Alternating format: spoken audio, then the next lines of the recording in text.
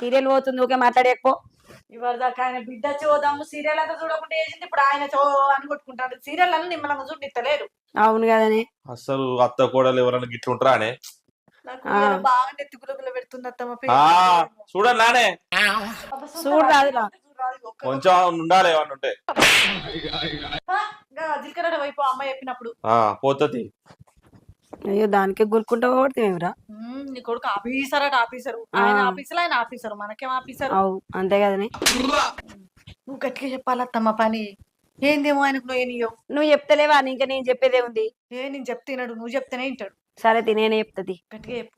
ఏంది అమ్మా, మేనదాన్ని చేసుకున్నందుకు ఇద్దరు మంచి కూడు ఉంచాలి. మేనదాన్ని చేసుకున్నావానే నా పాలన కలిగిన ఇద్దరు కలిసి వచ్చిన వాళ్ళే జీలకర్ర ఇప్పుడు మా పోసిన తీయి.